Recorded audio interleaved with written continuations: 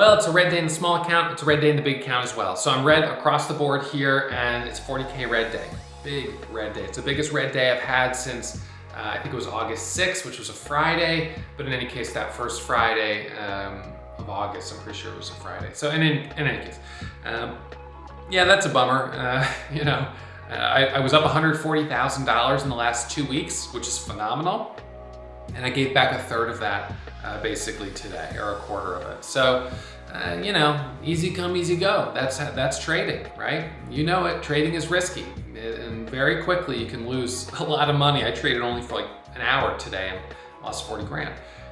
It wasn't all in one trade. It was through a series of losses on VVOS, which in hindsight, I wish I hadn't traded, and on RGC, which in hindsight, I'm okay with the fact I traded it, but it just didn't work, which is a bummer. But VVOS, that was not an easy one, and I should have stopped trading it sooner, and I might perhaps have been better off if I hadn't traded it at all. So I'm gonna break that down in the recap, and what I'm also gonna do is I'm gonna upload a second video on max loss metrics. So I've been tracking my metrics of max losses over the last 8 max loss days, and I'm gonna share those with you, but I'm gonna do it in a separate video. Okay, so with that, as you know, my results are not typical. You should assume that you will lose money as a beginner trader because trading is risky.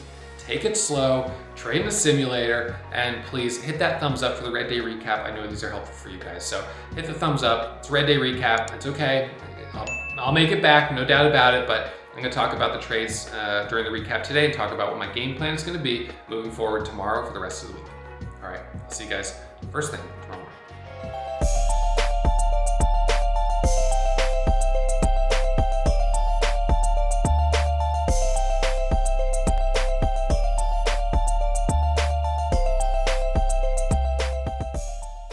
All right, so main account recap.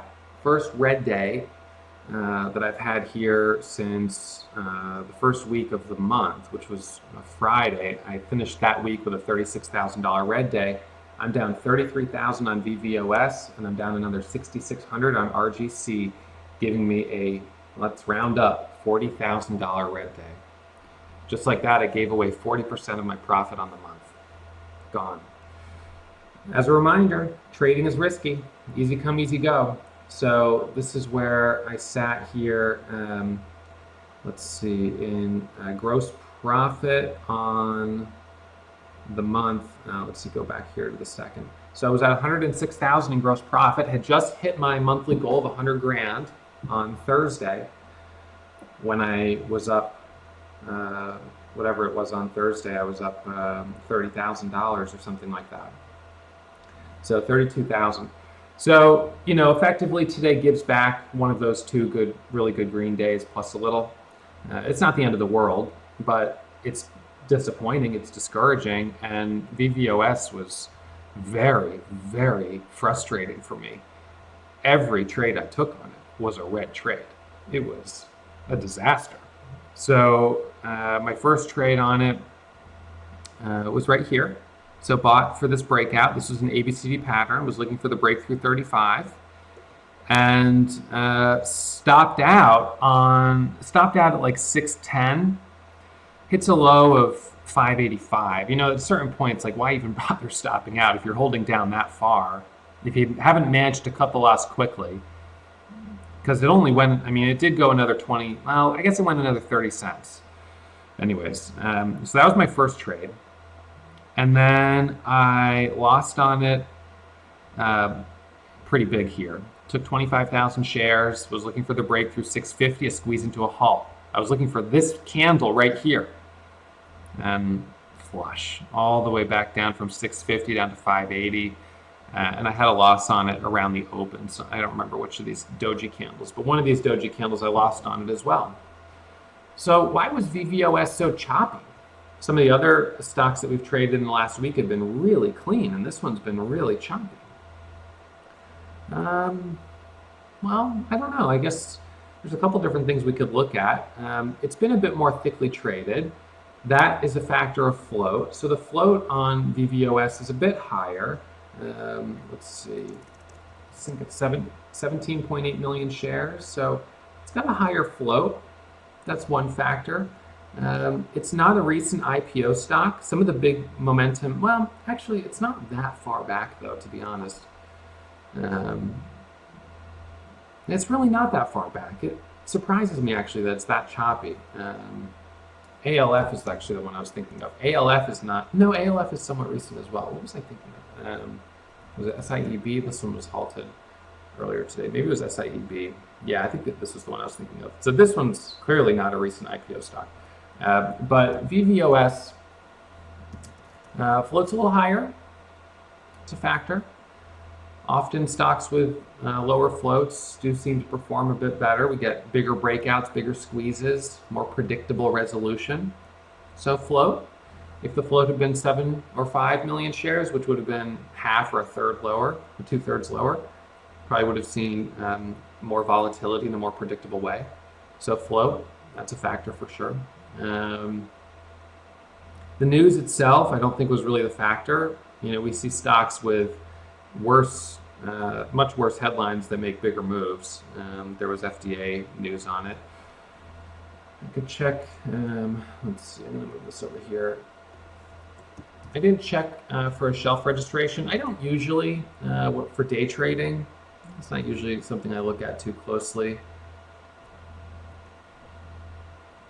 I don't see one. I will look at shelf registrations when we start looking at multi-day continuation, but not really in the context of a short day trade. So in any case, it wasn't all in one trade. First loss was 12,000. The second one was 3,000. So that put me down 15. And then I was down 21. And then the last trade was a $12,000 loss, and it put me down 33. All right, so that was VVOS, a train wreck. And then you've got RGC, a stock that I completely missed on Friday.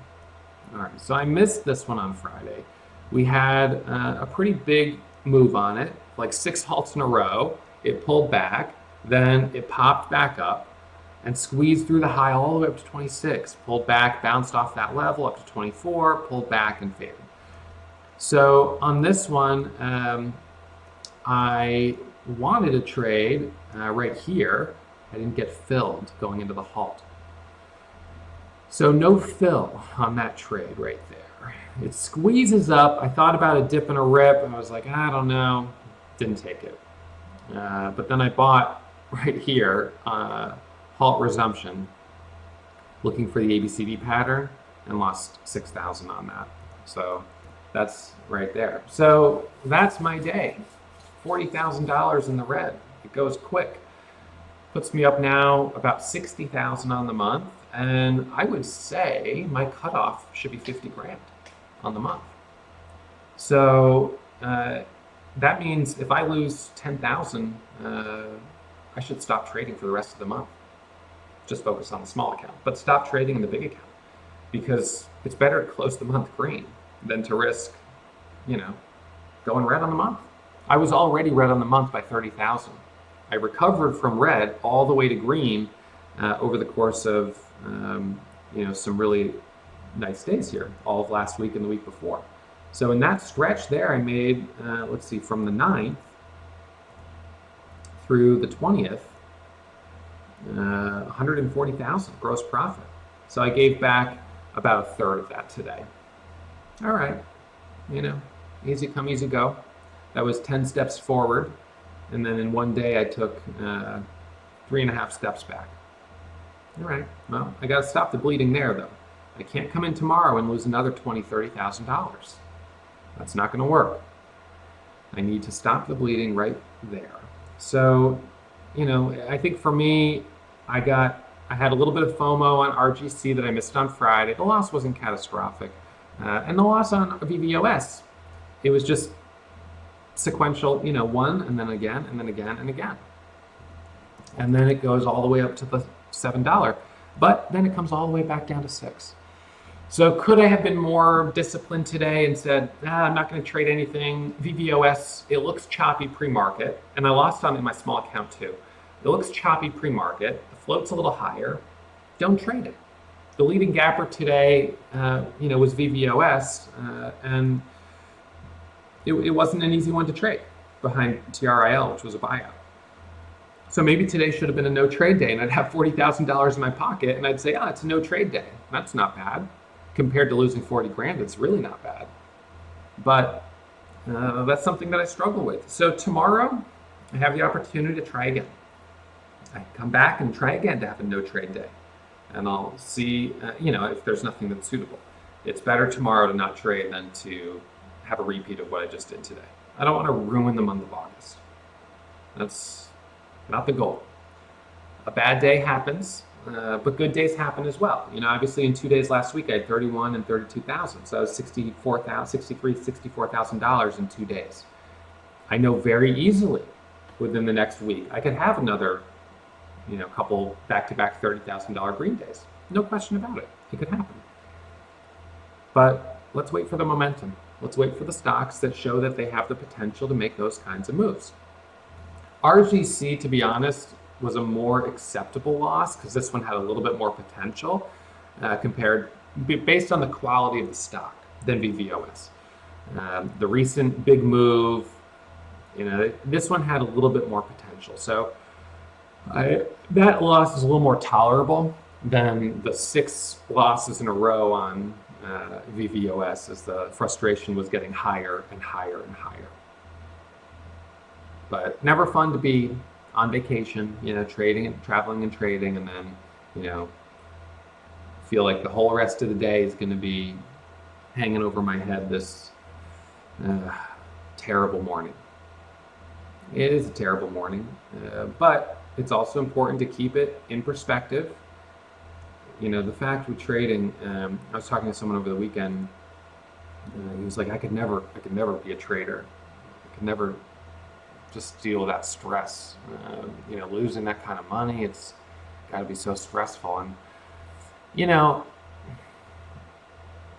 and he's a first responder. I was like, your job comes with a lot of stress too, right? And he's like, oh, well, it's different. So I guess maybe he doesn't feel his job is stressful, and the thought to me of doing his job sounds more stressful. So you find something, I guess, that's not too stressful, that fits within your tolerance, and trading does. But what's interesting, I don't enjoy gambling. I'm not someone that enjoys gambling. I don't go to Las Vegas and find that's like a fun activity. It's not a lot of people really enjoy it. I don't enjoy it. I don't buy scratch tickets. I don't do that stuff.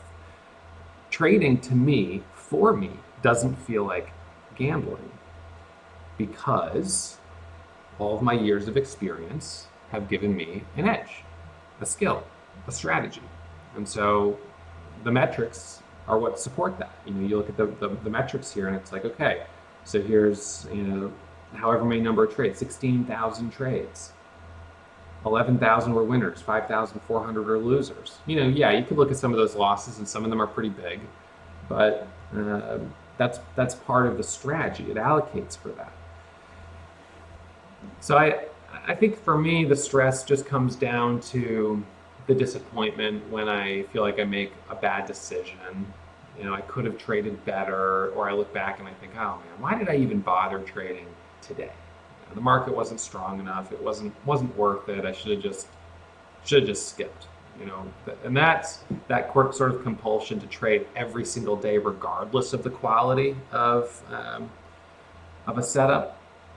That's what's that's what's tough. But in any case, it is what it is. It's a red day. It's not the biggest red day of the year by any means. I guess it's the biggest red day of the month. Well, I guess I'm tied, more or less tied. This was a pretty big red day. It's a little bigger today, but not a lot bigger. So I'm catching a big red day here at the beginning of the week. Don't want to try to set the tone for the week too much. I'll come in tomorrow, as much as I can with kind of a fresh, clean slate, willing to trade what looks good, but perhaps today will serve as a reminder that if there really isn't anything that looks good, just to not even bother. One red day isn't a red streak. So let's not turn this into a red streak. Let's let it just be one red day and come back tomorrow a little bit more disciplined, focused on finding good quality setups. You get a little complacent during a green streak when you have some really nice big winners and you hold some stocks down through pullbacks, but then they rip back up. So you get a little complacent. All right, so that's going to catch up to you. It caught up to me today. I've got a red day, but I don't want to turn it into a red streak. So that's the game plan going into tomorrow. Thank you guys, as always, for tuning in today. Sorry that it's a kind of slow market and a bummer way to start the week, but that's how it goes. Hopefully we have a better finish to the week. All right, I'll see you guys first thing tomorrow morning. I hope you really enjoyed that video, and make sure you hit the thumbs up and subscribe to the channel if you haven't already. Our goal is to hit 1 million subscribers this year, but we won't get there without your help. So please, please, please hit that subscribe button.